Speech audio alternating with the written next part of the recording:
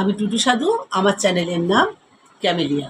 আমি যে এইমাত্র ওই গল্পটা বলছিলাম, ওই গল্প নয়, উপন্যাসটা বলছিলাম, তারই এটা 3 নম্বর ব্লক। 2 নম্বর ব্লক হয়ে গেছে। একটা ব্লকে বেশিক্ষণ করতে পারছি না, তো তাই ব্লক ওয়াইজ আমি করছি। 1 নম্বর 2 নম্বর হয়ে গেছে, এটা 3 নম্বর।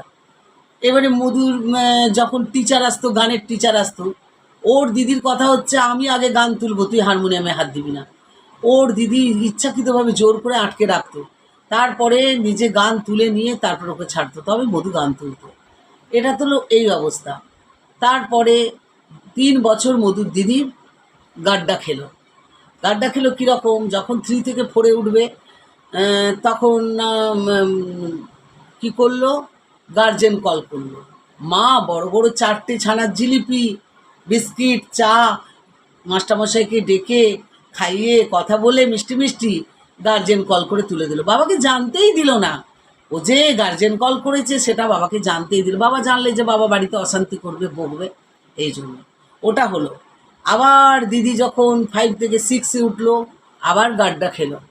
আবার 7 থেকে যখন 8-এ উঠবে তখন দিদি ফিজিক্যাল সায়েন্সে গাড্ডা খেলো। গাড্ডা খেয়ে দিদি কী করলো, ফিজিক্যাল সায়েন্সে 7 পেয়েছে। আর বাবা বকবে বলে 7-এর পিছনে একটা, 7-এর গায়ে একটা শূন্য লাগিয়ে দিল। লাগিয়ে দিয়ে বলে, বাবা বাবা আমি 70 পেয়েছি ফিজিক্যাল সায়েন্সে, আমাকে ফেল করিয়ে দিয়েছে। বাবা বলে, ঠিক আছে, খাওয়া দাওয়া রিভিশন করবো। তার পরের দিনে বাবা স্কুলে গিয়ে বলল, আমার মেয়ে এই পায়নি, আমার মেয়ে এই পেয়েছে। টিচাররা খাতা রিভিশন করতে দিয়ে দিল। দেবার পর দেখা যাচ্ছে বলে আপনার মেয়ে 5 পেয়েছিল, আপনার মেয়েকে 2 আমরা দয়া করে দিয়েছি।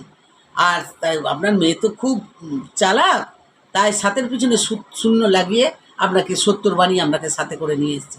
বাবা অপমানিত ফিল করলো। বাবা দিদিকে মারি কি রাখি এমন অবস্থা।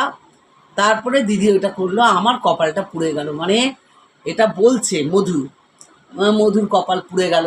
কেননা মধু যখন ওর দিদি আর ও এক ক্লাসে হয়ে গেল, তখন মধুর বাবা বলছে, তোমরা এক বাড়িতেই থাকবে, একসঙ্গে পড়বে, একটা করে বই কিনলেই তো হয়ে যাবে, 2টো তো লাগবে না। তা এই বলে তখন মধুর বাবা মধুদেরকে একটা বই কিনে দিল।